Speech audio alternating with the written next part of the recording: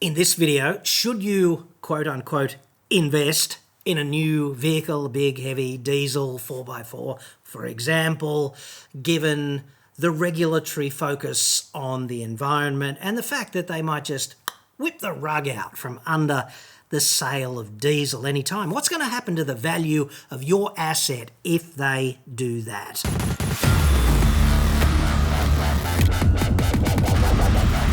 I'm John Cadogan from AutoExpert.com.au, and I get new cars cheap, even filthy CO2 belching 4x4s to take to Dingo Piss Creek with a chitoir.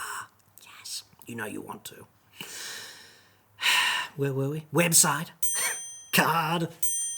Now, I got these three questions, and they're kind of related, okay? And they paint this picture about diesel and alternative fuels and things of that nature. Should you buy a hybrid instead? Blah, blah, blah. We'll get to that in just a sec. This video is sponsored by Olight. There's a sale on right now, which ends Thursday, the 29th of September at midnight. Discounts up to 50% until then. Some of the highlights now. The all-new Audience is the perfect workshop, camping and in-vehicle roadside repair light. Marauder 2 is a powerhouse, packing 14,000 lumens with flood mode and spot mode for search. O-Lantern Classic 2 Pro, which is great for camping and also dead handy around the backyard barbecue. Baton 3 Pro, compact and affordable for everyday carry, but with a 1500 lumen punch when you crank it right up.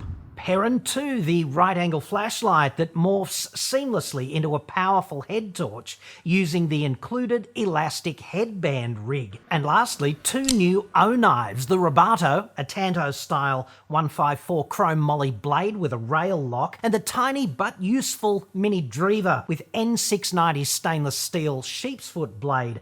Both blades roughly 58 Rockwell C hardness, they're titanium coated, and the knives feature grippy G10 scales. There's a link in the description, plus a code for 12% off outside the sale. I use an Olight Warrior Mini 2 every day, and it has been totally dependable. Anyway, significant savings right across the Olight range right now, if you're interested. Let's kick off with the principal inquiry here from a dude just like you, only named Ian Bullo, who says, I'm in a quandary. Probably need low range to get out of a predicament such as that. We live in the country and have had a VX Prado on order since March this year. Oh, so your order's just a baby. Probably won't get it till 2025, dude. And don't look like getting it until sometime in the first quarter next year if we're lucky. Yeah, if they don't change the rules 100 times and pump the price by another 20 grand. With the environmental agenda of the new federal government, I'm becoming increasingly concerned it may be a mistake to spend 85 grand on a diesel vehicle that may become worthless in a very quick period or be taxed to buggery. I hate it when they tax it to buggery. Become unaffordable to run. What future do you see for such vehicles given the communicated government plans to attract diesel vehicles? And accordingly, would you see it as a mistake to buy a Prado at this point in time? Would a hybrid Kluger be a better interim alternative if not having four-wheel drive is not a showstopper for us? Interested in your opinion on this? Thank you for your time. Well, that's a very good question, Ian. And I think a lot of people must be thinking that, because you can't turn on the friggin' news or go to news.com or something without seeing one of these stories about the electric future. But the reality is there is no electric car you can buy today that will do what a Prado will do, right? And when you have a look out there on the highway and you see all of those trucks, there is no electric truck that will do that long-haul stuff either. I mean, that is a fantasy. And they may move to hybrid or whatever else, but the reality is that we've got a drinking problem in Australia, and there are some far-reaching consequences to that, and one of them is systematic inertia, right? Like every year we drink 10 billion litres of diesel just to get the job done. And most of that job is getting that flat screen TV that's with its 10, 20,000 buddies in a shipping container to a logistics distribution facility, and then pulling them out on palletised loads and getting them to JB Hi-Fi here and getting them to whatever retailer over here. And you can't do that without a fleet of various different sized trucks and all this logistic whatever. Like, you go to the supermarket, and in the city in particular, like if you watch a supermarket, all you see is consumers going in the bright, shiny end of it, but in the arse end of the supermarket, you just see dirty, big, rigid trucks coming in the back all day long, unloading pallets of stuff for us to shove down our pie holes or clean our toilets with or whatever, right? What I'm saying is the joint runs on diesel, and that's not changing anytime soon. And given the size of the diesel apparatus around us, like 10 billion litres, if you had it all in one place at one time, it's a football field by a football field, steel tank, 1,000 metres high. And it's completely impractical. You'd never build a tank that way. It wouldn't stand up. It'd be too high. You'd have to put flashing lights on it so, planes didn't crash into it. It'd be taller than the Burj Khalifa, only Tom Cruise is not going to hang out of it for a Mission Impossible reboot kind of thing, right? We burn a shitload of this stuff, and it can't readily be changed. So despite the political rhetoric, diesel is going to be part of the mobility landscape for decades to come. That's just how it is. We got to do something about coal because of the climate problem. That's not optional. But diesel, getting the job done, the fact that there is no environmental alternative off the shelf, and if you wanted a hydrogen fleet of trucks to do that, like Jesus, that's an infrastructure challenge, isn't it? We'd have to put hydrogen refuelers everywhere that trucks refuel around the nation. So I'm not seeing statements of that ilk from Albo's mob, right? He's not standing up announcing the equivalent of snowy hydro friggin' 2.0 only with hydrogen, right? That's not happening. So most of this stuff is just green appeasing rhetoric that you're hearing, and the fact is I think you are completely safe buying a diesel. The other thing is, if you live in the country and you drive long distances on the open road, hybrid, which was the alternative mentioned here, it's really just excess baggage on the open road, because hybrids do their voodoo slowing down and speeding up, right? They don't do their voodoo of energy management at 100 k's an hour on the highway for 6 hours, right? They just don't. So the big heavy battery, it's excess baggage every time you do that. The most environmentally friendly fuel for long distance driving is diesel. It's at least 20% lower in terms of its CO2 output than an equivalent petrol vehicle.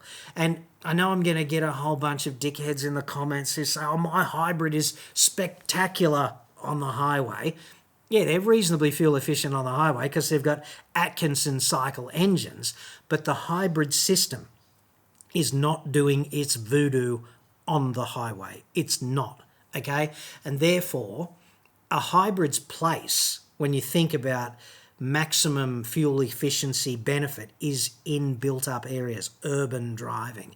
They're great for taxis, right? They're great for taxis. Plug-in hybrids are fantastic if you only drive 20 or 30 k's a day and you can be disciplined enough to depart every day with a full battery, right? But not for country driving. They're just a fish out of water. It's the wrong vehicle for the wrong job, you know? Now, this is related, okay? I got this from Hanko, the other day, who says he's got a 2006 BF Ute 1-ton drop side with a hardwood floor. Yes. Powered by the factory e-gas motor. Now, the e-gas motor is LPG, right? Which in Australia is propane. And Ford did that mainly for taxis, okay? Because taxis, when they were all Falcons, they used to run on gas. So Ford sold a shitload of e-gas Falcon taxi pack things, and servos used to routinely offer auto LPG, right? And that's diminishing now, which we'll get to.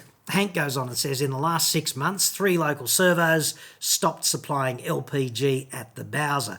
2 of the stations at Caltex and BP. I now have to drive to the opposite end of Caboolture. Jesus Christ, that must take you 4 to 5 minutes. Seeing all the highlights, things to see and do in Caboolture on the way. Fancy that. From where I live to fill up at the Shell servo. I'm a bit concerned at the prospects of not being able to fill up at the Bowser anywhere in the future. Would it ever come to the point where there would be no servo in Caboolture to fill up? Yeah, if Shell stopped selling it because there's statistically no demand. Yeah.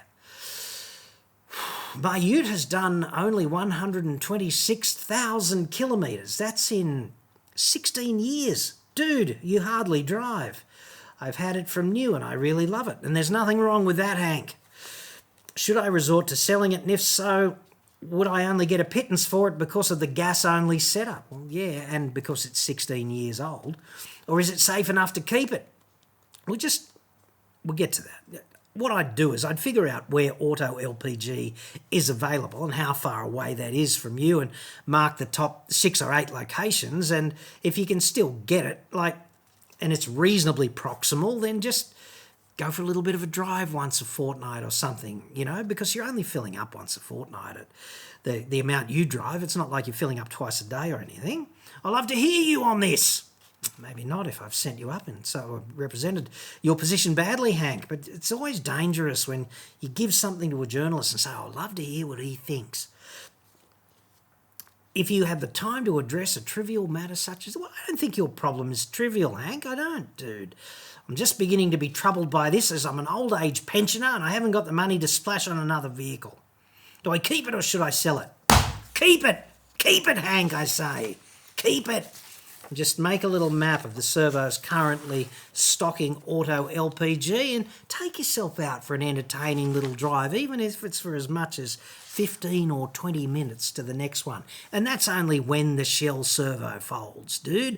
You'll probably still be able to find it somewhere, but it's been some time since there were a shit ton of taxis running on auto LPG, right? And that meant there were other private vehicles running on it as well, So, and we're talking about Caboolture here. We're not talking about Brisbane, right? So from the point of view of Ian's earlier inquiry, what if diesel starts to dry up? Well, I'd suggest that diesel is bigger than LPG ever was, okay? And LPG is only just starting to dry up now after all this time, and it's starting to happen in places like Caboolture in Queensland, which is, it's not exactly a whistle stop, but it's not exactly a thriving metropolis on every tourist's to-see list, is it? Okay? So I'd suggest that there is so much inertia in the operational aspects of the fuels that we're currently using that the status quo will pertain and evolve very gradually for the foreseeable future because it can't do anything else. Now, finally, I wanted to cover off a question from Rob Murray. Muzzy. Muzzy. It's almost a bogan fashion brand, isn't it? Like a Houso fashion brand. The Flano by Muzzy kind of thing. Muzzy goes, I'm considering a van for private use. This is like a way of saying I'm a serial killer, but I want you to respect me. It's a euphemism, isn't it, for private use. I'm thinking about putting some tie-down points in the back and doing some sound insulation and taking the door handles off on the inside of the cargo area, kind of thing. I'm not suggesting Rob's going to do that. I'm just saying it's a potential modification, right? I like the Toyota Hiace. Just think how many victims you could put in a vehicle such as that. Muzzy. What's your advice on diesel moving forward? Well, you just have to rewind, dude, because I just gave that. There's rumours of a hybrid being released next year. Appreciate your response. So I'd suggest that with a van like the Hiace, the diesel's the one to get every time, dude. Doesn't matter what you're going to do, turn it into a camper, whatever, get the diesel. The hybrid, if you're going to do short trips, then yeah, maybe, but the hybrid's going to be expensive. Like, you're going to pay a price premium for the hybrid, and the diesel is established. You know exactly how it's going to roll and all of that stuff. And the fact is, that high ace is going to be dead and buried, like your victims, potentially, well before diesel bites the dust.